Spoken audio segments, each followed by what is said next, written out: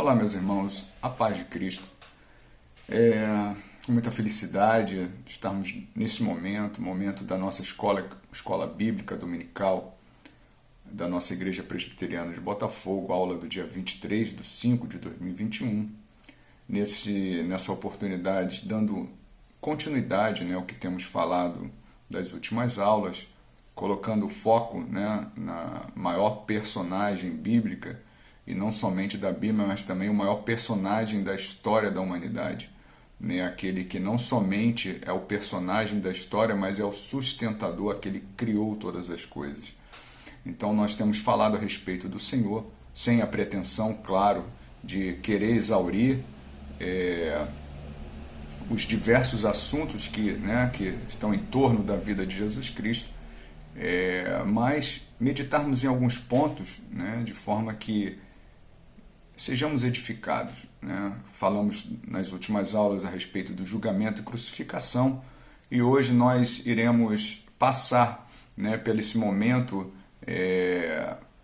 da ressurreição do nosso Senhor Jesus Cristo, como um plano perfeito de Jesus Cristo na redenção da vida humana. Então, antes de iniciarmos propriamente, eu peço que façamos uma oração, que você possa curvar a sua cabeça e fechar os seus olhos para apresentarmos este momento ao Senhor. Nosso Deus e bendito Pai, nós te louvamos, Senhor, por este momento, o momento em que o Senhor nos concede para estarmos meditando na Tua Palavra, esta que é alimento para nossas almas, esta, meu Pai amado, que sustenta todas as coisas. Oh, meu Pai amado, que o Senhor possa nos iluminar, que o Senhor possa nos instruir, que o Senhor possa nos guiar, meu Pai, neste momento em que estaremos meditando, que este ensino, Pai, Senhor, não esteja simplesmente, meu Deus, no âmbito do intelecto, Pai, mas que também esteja, Pai, de forma que venhamos a compreender a Tua Palavra, mas que também, Pai, possa orientar, meu Pai, a nossa vida, transformar, Senhor, as nossas disposições, de forma, Pai amado, que vejamos o mundo através dos Teus olhos, através da Tua Palavra, e assim sejamos instrumentos, Pai, em Tuas mãos, não somente, Pai, para sermos abençoados, mas para sermos, Senhor, principalmente, meu Deus, instrumentos abençoadores para a Tua obra, sejamos arautos do Teu reino. Pai, edifica-nos, Senhor, na Tua Palavra, ilumina-nos, Senhor, instrui-nos, Senhor, na Tua, meu Deus, santa orientação que Tu tens colocado diante de nós. Pai, por tudo te louvamos, no nome precioso de Jesus Cristo. Amém. Então, apesar de inicialmente parecer um momento tenebroso, um momento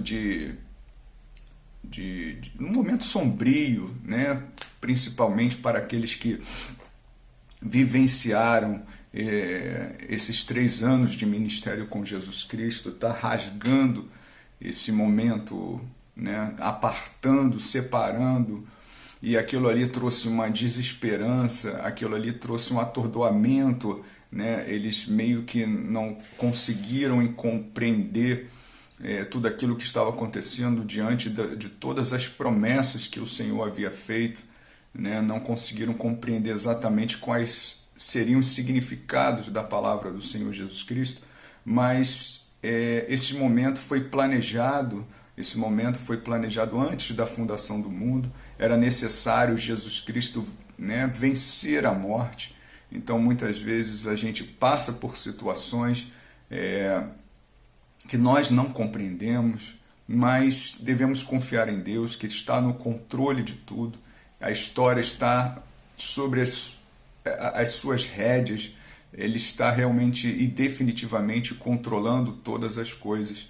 Então nós temos até uma obra maravilhosa do puritano John Owen, que vai falar justamente desse momento, que é a morte da morte na morte de Cristo. Era necessário Jesus Cristo morrer para que ele vencesse a morte, e como as primícias ser o primeiro entre muitos, né, e possibilitar essa obra também em nossas vidas. Então eu queria ler com vocês, para iniciarmos a nossa aula, no Evangelho de Mateus, capítulo 28, versos 1 a 10, e é interessante porque cada um dos 4 evangelhos, eles vão registrar situações um pouco diferentes, vão acrescentar, vão focar pessoas diferentes, mas essa visão ela se complementa e demonstra, né, justamente como as pessoas enxergaram aquele momento, como elas receberam aquela informação acerca desses momentos. Então, isso demonstra, né, toda também a questão da individualidade, como nós recebemos a palavra do Senhor, como nós registramos, como nós percebemos as coisas no mundo.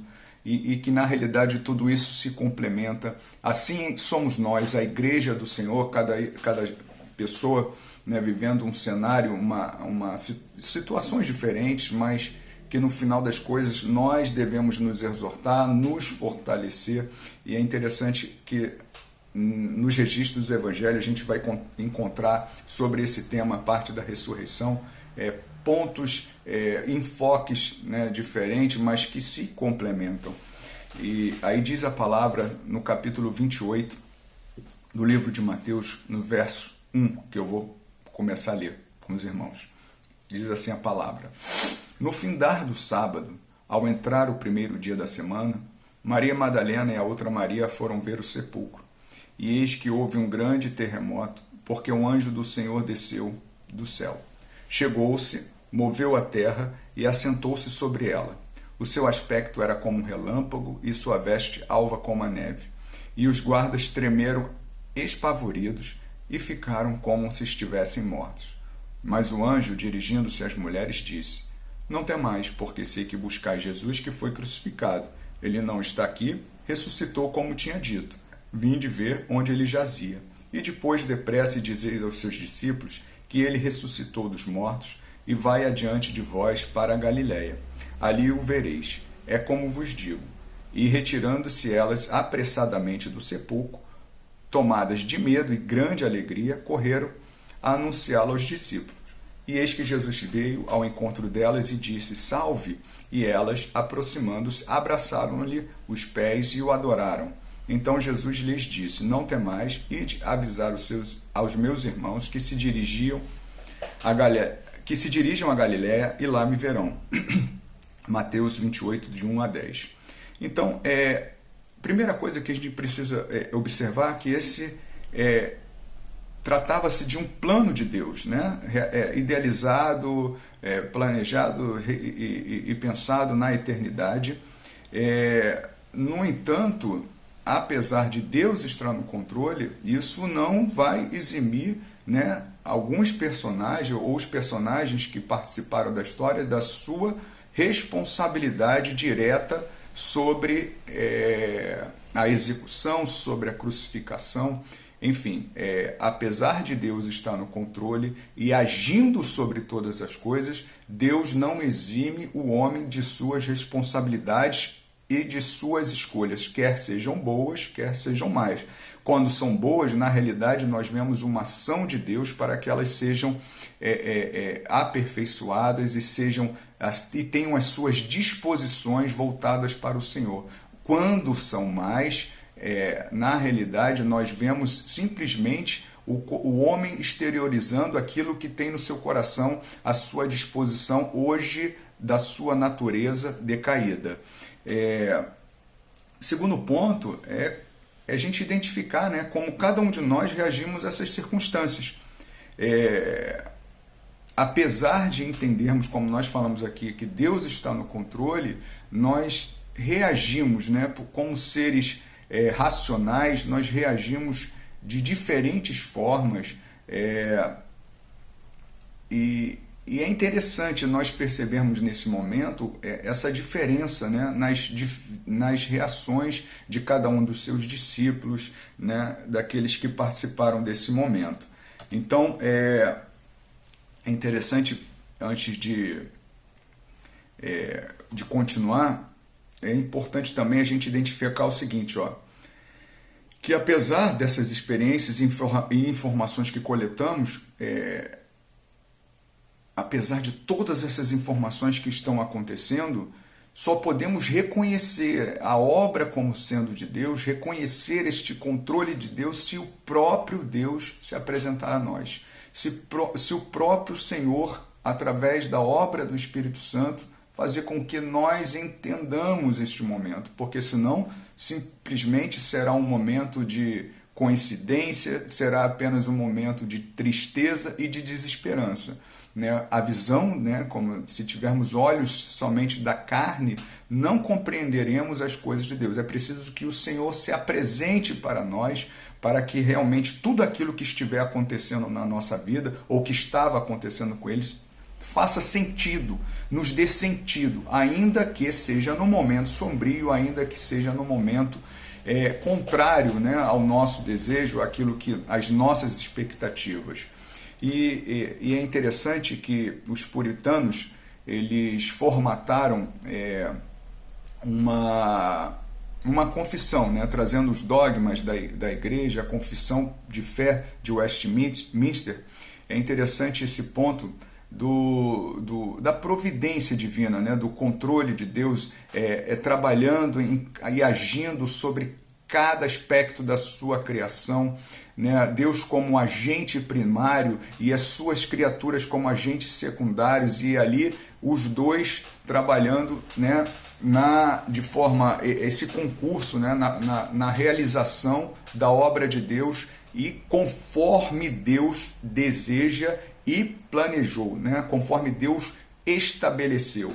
E aí vai dizer no seu capítulo 4, no tópico 1, na confissão de fé de Westminster, da seguinte forma: desde toda a eternidade, Deus, pelo seu muito sábio e santo conselho da sua própria vontade, ordenou livre e inalteravelmente tudo quanto acontece, ou seja, a crucificação, a ressurreição, a morte de Jesus Cristo, a vitória sobre a morte. Não foi acaso, foi vontade de Deus, foi plano de Deus. Porém, apesar disso, porém de modo que Deus porém de modo que nem Deus é o autor do pecado, nem violentada é a vontade da criatura, nem é tirada a liberdade ou a contingências das causas secundárias, ou seja, das suas criaturas, antes estabelecidas. Portanto, para que Deus preserve, sustente, dirija o mundo, torna-se necessária a sua participação em todos os eventos e decisões, a fim de que todos os seus decretos sejam cumpridos. Então, apesar de observarmos essa situação tão contrária, e os discípulos terem presenciado ali Jesus Cristo clamando na cruz, até clamando pelo abandono do Pai, na realidade, Deus havia estabelecido desta forma o seu plano. Então, quando nós observamos que Deus está no controle de todas as coisas, vamos compreender e tentar tirar de todas as situações qual é a vontade de Deus ali.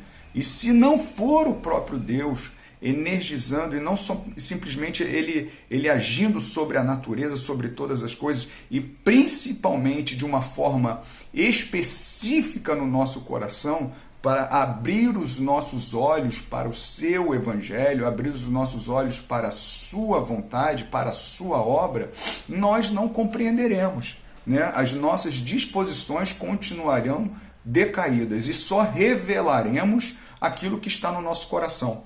Então, Paulo ele vai escrever aos Efésios, no seu capítulo 1:11, ele vai falar justamente sobre esse controle de Deus, Deus no controle de todas as coisas, apesar dessas situações.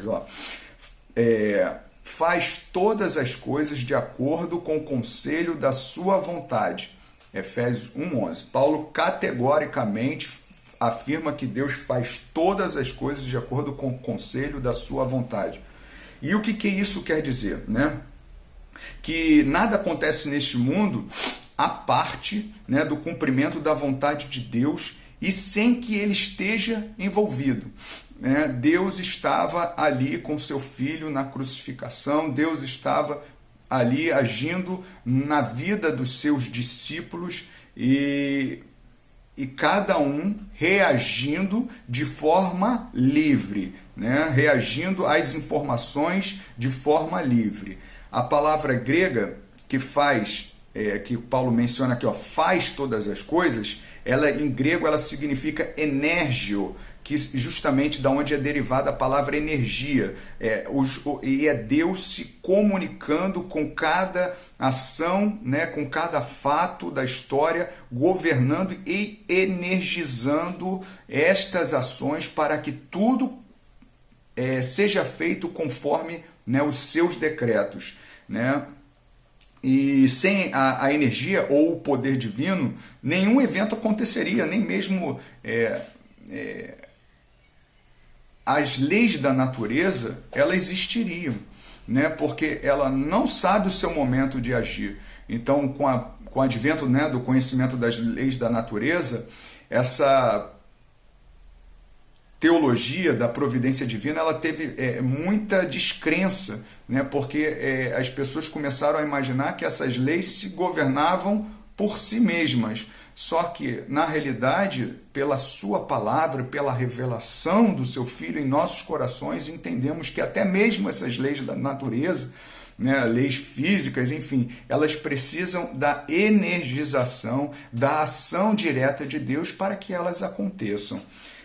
Então, nenhum evento que acontece no mundo está fora o quê? Desta providência de Deus, né? Tendo e lembrando que o foco principal é a glória de Deus, né? Que, na realidade, diante dos acontecimentos, Deus está salvando, Deus está fazendo, Deus está governando e caminhando com a história para o seu devido fim, né?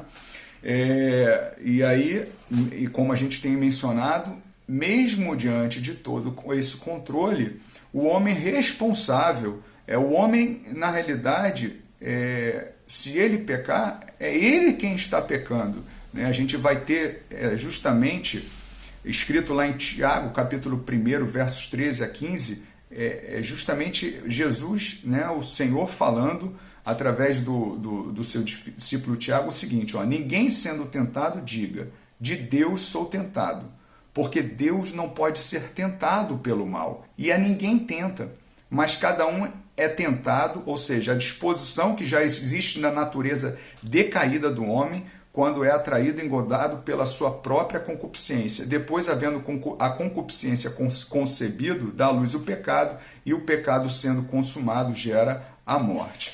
Então, diante dessas explicações introdutórias, para, né, a gente entender esse cenário, né, para a gente interpretar esse cenário, justamente do controle de Deus, né, a gente vai entender o controle de Deus, mas também vai entender as responsabilidades de cada personagem envolvido naquele momento ali, né? E isso para a nossa vida também. E aí vamos identificar que, mesmo diante daquele cenário tão sombrio, tão tenebroso após a crucificação, ainda assim Deus estava no controle, né? Esse momento estava acontecendo muitas experiências individuais distintas, que aí foi o que eu falei, que demonstra justamente a forma como nós recebemos as informações, como coletamos, como processamos as informações que estão acontecendo, e tentando trazer, digamos, o filtro da palavra do Senhor para tentar entender todas as coisas. E no dia que o Senhor foi crucificado, né, era trevas sobre toda Jerusalém, Jerusalém estava sob um manto sombrio. Mateus vai relatar da seguinte forma: Mateus relata que quando Jesus foi preso, o que aconteceu? Versos 56 do capítulo 26 de Mateus vai dizer que todos os seus discípulos o abandonaram e fugiram. Então, diante daquele cenário, todos os seus discípulos abandonaram e fugiram porque o seu mestre estava sendo crucificado, né? Nós vamos ter, né, Judas, o discípulo que o traiu, saindo para o quê? Para enforcar-se. E ali é justamente o que eu estava querendo chamar a atenção.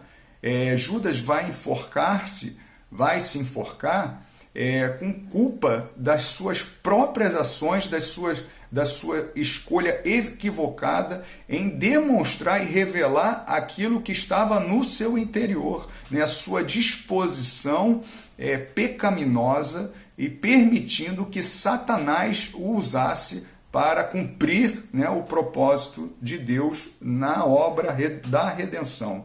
Né? Pedro ele vai ter uma outra ação, ele vai negar Jesus Cristo e vai se encontrar e vai fugir, vai chorar incontrolavelmente em algum lugar. E é interessante que mesmo aquele que não fugiu, João, ele permaneceu ali vendo, né, todo o martírio de Jesus Cristo, ele vai ver toda aquela cena, no entanto ele não vai compreender tudo aquilo que ele, naquele momento, tudo aquilo que ele estava testemunhando. Então, diante de todas essas diferentes reações, né, Judas vai se enforcar, Pedro vai negar e chorar incontrolavelmente, né, João vai estar observando, mas não compreendendo nada. É importante a gente observar nesse ponto o seguinte, qualquer pessoa que estivesse vendo pelos olhos da carne, parecia que a morte, as trevas e o diabo haviam derrotado o Filho de Deus de uma vez por todas. Então, diante daquele cenário, é um cenário tenebroso e que, se olharmos pelos olhos da carne, e isso hoje também não é diferente, é muito próximo que nós estamos vivenciando, estamos vivendo essa pandemia, guerras, e se nós não olharmos, né, com os olhos de Deus, que Deus está no controle, que Deus continua executando a sua obra, Deus continua salvando, Deus continua arregimentando um povo, né, trazendo de nações, de tribos, de línguas, de todos os povos, pessoas que se converterão, que serão convertidas ao Senhor Jesus Cristo. Então Deus está no controle e nós só estamos observando o descortinar da história, apontando para aquilo que a palavra de Deus já nos afirma, né? Então,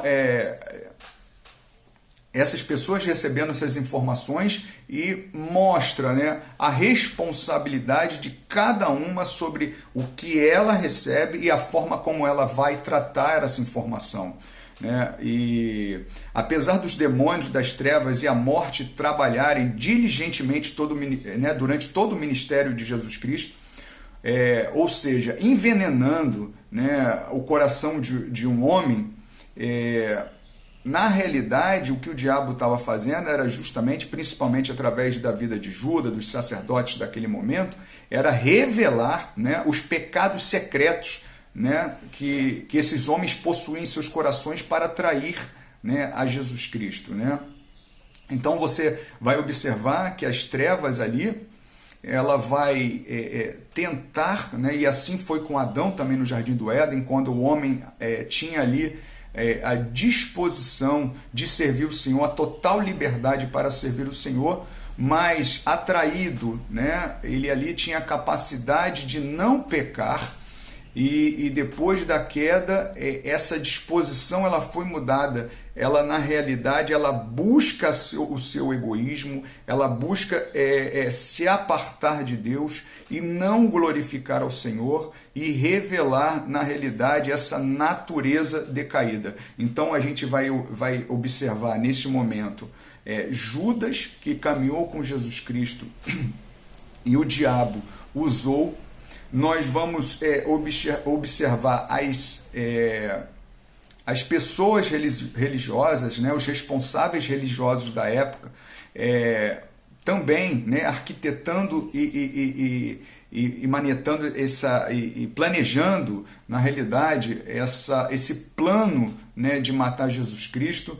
Nós vamos ver também Pilatos, né, se eximindo, né, de buscar a verdade e de ratificar a verdade diante dos fatos que ele estava presenciando, e não somente esses, mas todo o povo escolhendo a Barrabás ao invés, né, de escolher a Jesus Cristo para que fosse solto. Então nós observamos todos esses agentes, apesar do controle de Deus, revelando a disposição e sendo culpados pelas suas próprias escolhas, porque estavam ali influenciados pelas trevas, pelo Satanás, né, pelo diabo, pelo adversário, mas, no entanto, para que cumprissem a vontade de Deus. Não conseguiram fugir do que a vontade de Deus estabeleceu para a redenção do homem.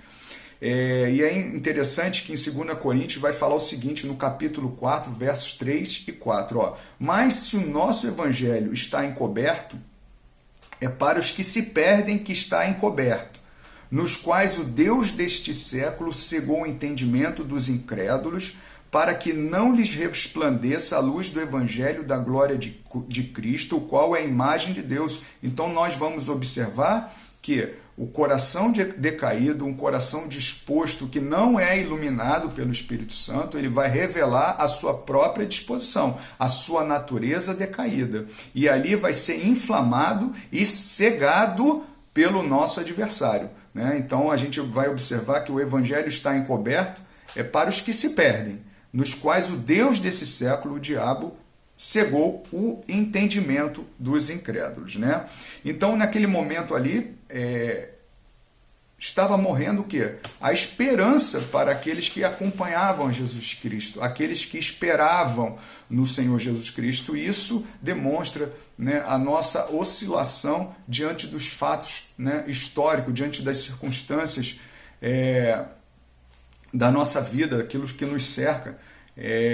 Mas Deus, ele tem um plano, né? Deus, ele vai agir no momento certo, ele vai trazer o conhecimento e vai nos despertar da morte, nos despertou da morte quando ainda estávamos mortos em nossos delitos e pecados, nos dando luz juntamente com o seu Filho. Então, essa longa caminhada do Getsemane ao Gólgota, apesar de aparentemente ser muito longa, ela durou apenas 24 horas, porque existia, né, não somente no livro de Deuteronômio, mas também a questão do sábado, que Jesus Cristo, ele tinha que ser logo julgado, ele tinha que ser logo morto, ele tinha que ser logo enterrado, para que eles passassem o sábado sem estar enterrando o morto. E o próprio livro de Deuteronômio vai falar que o morto deveria ser enterrado no mesmo dia. Então eram situações que fizeram com que o julgamento acontecesse muito rápido, apesar do sofrimento ser longo, mas tudo aconteceu de uma forma muito rápida. Então e uma forma que eles tinham para que essas coisas, né, Jesus Cristo crucificado ali, acontecesse de uma forma mais rápida, né, que a morte realmente viesse de uma forma mais rápida, era que os soldados viessem e quebrassem as pernas, né, daqueles que já estavam crucificados, justamente para o quê? Depois de muitas horas de um trauma físico e de fadiga, isso fazia com que a respiração se tornasse mais difícil e realmente, se a pessoa estivesse ali demorando a morrer, morreria mais rapidamente, né? Então, nós vamos ver que o soldado, quando foi fazer isso com Jesus Cristo, Jesus Cristo já estava morto. Então o soldado, lá em João capítulo 19, verso 34, vai furar com uma lança ao lado de Jesus Cristo, e ali vai sair, né, água, uma mistura de água e sangue, que demonstra que Jesus Cristo já estava morto, né, que já havia sido morto. E José de Arimateia e Nicodemos, ele vai pedir o corpo de Jesus Cristo, né, para preparar, né, as famílias do Oriente, eles tinham esse costume de preparar o corpo com especiarias, com aromas, e ali José de Arimateia vai pedir o corpo, né, e Nicodemo vão pedir o corpo de Jesus, para que eles preparassem o corpo de Jesus Cristo para ser colocado na tumba. E aí é interessante que, enquanto os seus discípulos lutavam, né, para que Jesus Cristo fosse preparado, os saduceus, né, e os fariseus, já continuavam se empenhando em mais um pedido a Pilatos. Né? Mateus 27, do capítulo 27, do versículo 63 ao 64, vai dizer o seguinte: ó, Senhor, lembra-nos de que aquele embusteiro, enquanto vivia, disse: depois de 3 dias ressuscitarei. Ordena, pois, que o sepulcro seja guardado com segurança até o 3º dia, para não suceder que, vindo os discípulos, o roubem e depois digam ao povo: ressuscitou dos mortos, e será o último embuste pior que o primeiro. Ou seja, eles foram pedir soldados para que fosse colocado diante da tumba, né, depois de colocada a pedra, para que guardassem e o corpo não fosse retirado. Enquanto os discípulos estavam ali de Jesus Cristo tentando pegar o corpo para fazer, né, o melhor sepultamento, né, os adversários estavam também maquinando o mal. Então, na realidade, esta é a constante luta, né, entre o bem e o mal. No entanto, diferente, né, de pensamentos de yin e yang, de equilíbrio entre as forças, Deus, o Senhor, o Santo, Deus de toda a bondade, está no controle de tudo. Né? E aí, se nós cremos dessa forma, né, num Deus que está no controle de tudo, apesar de ter diversas maquinações, diversas, né, tramas por trás, essa é uma mensagem para os nossos corações, para que nós lancemos o medo fora. Que Deus fale aos nossos corações, que Deus ilumine as nossas mentes, para que Deus revele esse controle. Apesar, eu fico imaginando como os discípulos poderiam pensar dessa forma, que hoje nós temos o privilégio de ler na sua palavra. Se estavam vendo um homem sendo esbofeteado, estavam vendo um homem sendo crucificado, e como ovelha muda sendo levado ao matadouro, como poderiam acreditar que Deus estava no controle daquilo, né? E fato é que nesse momento que Jesus Cristo, o seu corpo, Jesus morreu de fato, né? Como existem teorias aí de um sono, né? Que Jesus Cristo estava num sono profundo, mas foi caracterizado, identificado que Jesus Cristo morreu, que pediram seu corpo para passar em especiarias. O soldado feriu a lateral de Jesus Cristo, não quebrou-lhes as pernas, porque já havia identificado a morte de Jesus Cristo, sem a necessidade de que as suas pernas fossem quebradas e assim apressado a sua morte, porque foi o Senhor que entregou o seu espírito. Ele já havia morrido naquele momento.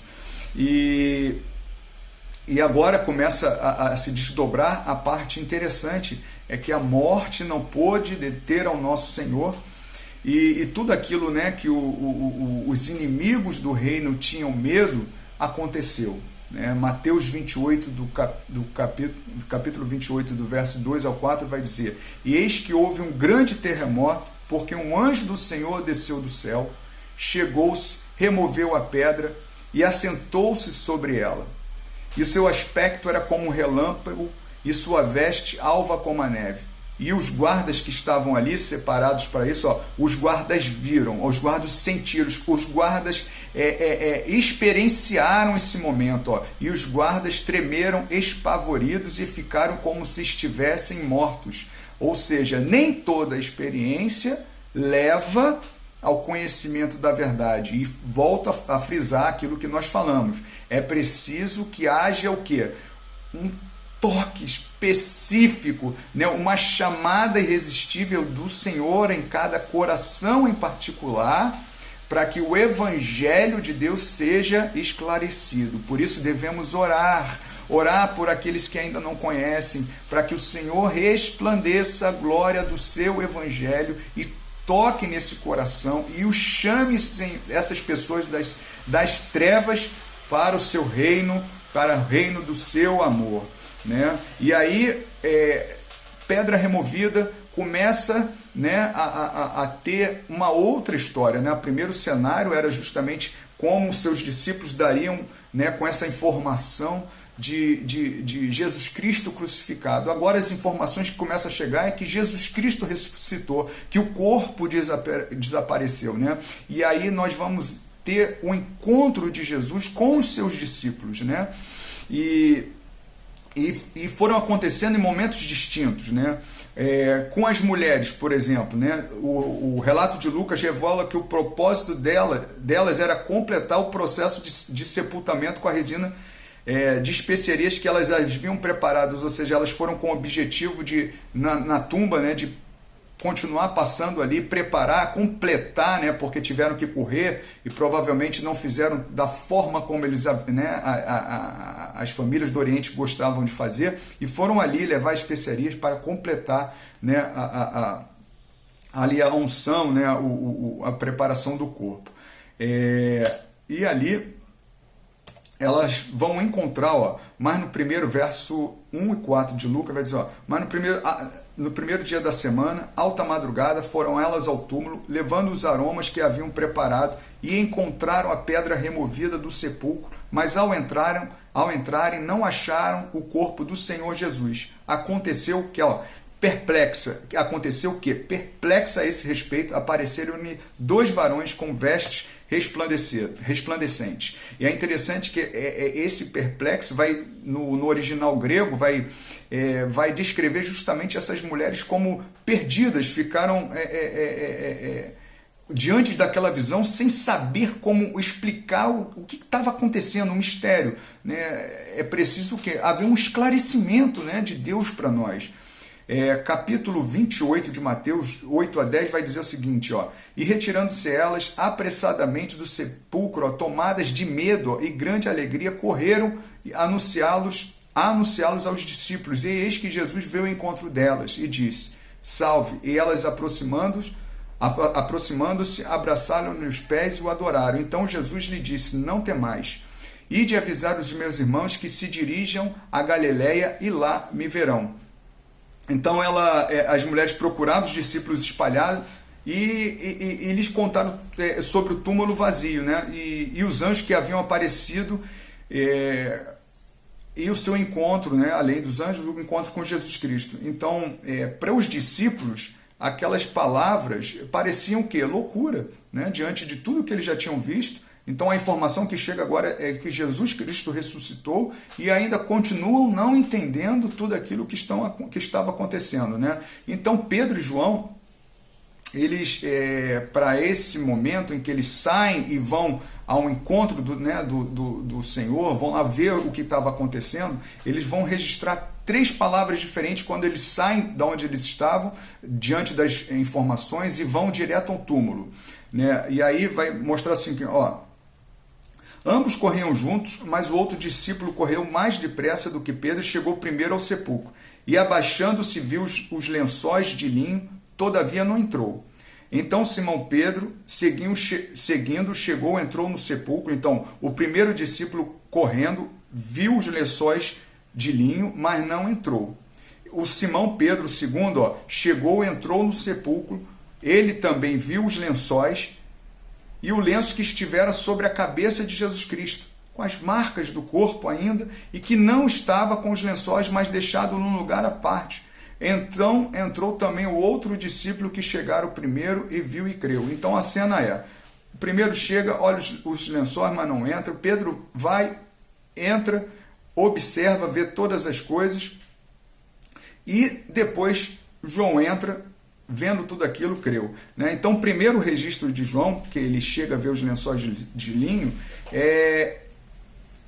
ele vê todo aquele cenário e não entender, né? O exemplo disso é quando a gente, diante do sinal vermelho, né? Diante do sinal vermelho, a gente vê a mensagem, mas a gente não raciocina sobre aquela mensagem, a gente simplesmente para. Então, ele viu aquela mensagem, não viu mais o corpo ali, mas não raciocinou. A segunda forma como João vai descrever esse momento, João 20, do versículos 4 a 8, que é a segunda, Pedro correu direto para a tumba, se viu parar e viu os panos de linha de maneira diferente. E aí João vai usar o termo teório, do qual deriva a palavra teoria. Pedro analisou, né, em busca de pistas, e tentou compreender tudo aquilo que estava acontecendo. Ele também não conseguiu, mas agora ele foi além, tentou entender tudo aquilo que estava acontecendo. Então Pedro, né, aí a terceira situação, João vai descrever o seguinte, João se uniu a Pedro do lado de dentro da tumba ele viu e creu. A terceira palavra nesse sentido, ó, eidon, que significa perceber com entendimento. Então os dois juntos lá, agora João entra na tumba, ele olha o cenário, agora ele analisa e ele entende o que aconteceu. Jesus Cristo ressuscitou, né? Mas nós devemos provar essa informação, né? Nós mesmos, né? É importante que haja as informações, só que meramente informação não vai trazer o quê? A nossa experiência individual com o Senhor, né? Então, à medida que se espalhava a notícia do corpo, né? E do corpo que havia desaparecido e das instruções que o Senhor havia dado anteriormente, muitos começaram a se reunir novamente no cenáculo, e ali eles estavam reunidos no cenáculo fechado, totalmente fechado, e aí isso está registrado no capítulo 20, né, do livro do Evangelho de João, do verso 19 ao 23, e Jesus Cristo aparece ali, né, saudando com a paz, falando com eles, né, num corpo glorificado, e um dos discípulos ainda não estava ali, né? Tomé não estava naquele momento, ele também já estava distante, já estava na Galileia, mas ele também começou a ouvir e veio, mas naquela primeira aparição ele não estava presente. Então, olha a questão, é importante ter a informação, é importante passarmos a informação, mas a experiência é individual. A experiência da ressurreição, né, do que Deus faz, é individual. É preciso que o Senhor apareça individualmente para cada um de nós, né, de forma que o Senhor fale ao nosso coração. Não é através simplesmente de uma experiência, mas essa aparição seja Deus, pelo seu Espírito, falando ao nosso coração para que abra o nosso entendimento, né? E aí vai dizer justamente no Evangelho de João 20, versos 25, que Tomé não acreditou no que os discípulos falaram da primeira aparição, né? E aí, já no versos 28 a 29 do Evangelho de João, Tomé, provavelmente ferido, né? Diante de que a gente já conversou aqui, do cenário tenebroso, do que ele enxergou, do que fizeram com o seu mestre, como ele acreditaria, né? Então muitos julgam a Tomé da forma como ele coloca, mas a verdade é que ele fala que se não visse com seus próprios olhos, não tocasse, ele não acreditaria. Então Jesus Cristo, e é uma oração sincera, é um pedido sincero, né? Então isso demonstra o que nós devemos fazer em oração, abrir os nossos corações, colocar as nossas dúvidas, porque Deus conhece aquilo que está dentro de nós, né? Jesus Cristo, nesse momento, ele responde, ele aparece novamente aos seus discípulos, falando: paz seja com vocês, né? E naquele momento ele se apresenta a Tomé, e Tomé toca e nem quer tocar, na realidade, quando Jesus se oferece, mas Tomé não toca, só vendo ele crê, né? E Jesus vai falar: mais bem-aventurado que os que não viram, mas creram, né? Então a gente vai identificar 3 formas de receber, né? Alguns ouvem e acreditam de forma imediata, né? Então a gente não deve julgar, a gente deve passar a informação, a gente deve pregar o Evangelho, deve falar do amor de Deus, devemos falar da obra do Senhor. Alguns acreditarão de imediato. Outros acreditarão por meio de prova. É necessário que Deus opere na sua vida, e Deus sabe as suas necessidades. Deus conhece a cada um, o que é preciso Deus fazer, e Deus fará para que essa pessoa creia, né, e se volte para o Senhor, né? Deus converta esse coração. E outros vão desejar experiências pessoais, e muitos se convertem através de experiências pessoais, né? Quando vamos falar, né, de uma cura, né, uma ação direta, e muitos se convertem dessa forma. A questão é que Deus sabe como fazer, sabe como encaixar o melhor método individualmente para cada um, mas todos deverão vir inicialmente através do quê? Da pregação do Evangelho, da informação de que Jesus Cristo morreu e que Jesus Cristo ressuscitou para nossa salvação, né? Então, nem todos, e aí nós vamos compreender que nem todos vão reagir da mesma forma. Foi como nós falamos, os soldados estavam presentes, aqueles soldados que foram designados para aquele momento, estavam presentes, viram, né, todo o tremor, todo aquele movimento, e aí falo, não são simplesmente as questões de experiência, né? Muitos buscam experiência, mas nem sempre essas experiências trarão o quê? A fé, porque a fé é um dom de Deus. Então aqueles soldados, eles não acreditaram, pelo contrário. Mateus 28, do versículo 11 ao 15, vai dizer aqui, para a gente ir concluindo, indo ela, eis que alguns dos guardas foram à cidade e contaram aos principais sacerdotes tudo o que sucedera. Eles foram testemunhas oculares. Reunindo-se eles em conselho com os anciões, deram grande soma de dinheiro aos soldados, recomendando-lhes que dissessem, vieram de noite os discípulos dele e roubaram enquanto dormíamos. Caso isto chegue ao conhecimento do governador, nós o persuadiremos, ou seja, vão dar dinheiro, vão pagar, e vos poremos em segurança. Eles recebendo o dinheiro, vendendo as suas experiências, fizeram como estavam instruídos. Esta versão divulgou-se entre os judeus até o dia de hoje. Meus irmãos, a verdade o diabo, as trevas e a morte podem vangloriar-se. As dores da vida atormentarão por algum tempo, mas não devemos nos preocupar. As forças do mal, elas sempre vão estar dando seu último suspiro. E não devemos ter medo. Jesus Cristo ressuscitou. Então, meus irmãos, que Deus os abençoe. Que possamos, através das informações que recebemos, primeira coisa, como nós processamos o que estamos vendo, quais são os cenários que estamos vivenciando e como estamos processando essa informação. Devemos fazer este filtro através do controle, né, da providência divina de Deus, de que Deus está no controle.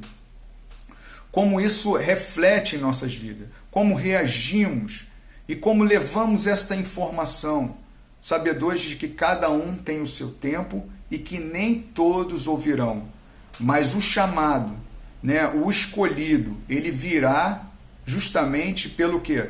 Pelo chamamento que é a pregação do Evangelho. Jesus Cristo morreu, Jesus Cristo ressuscitou. O Senhor Jesus, ele ressuscitou. Que Deus nos abençoe em nome de Jesus. Amém.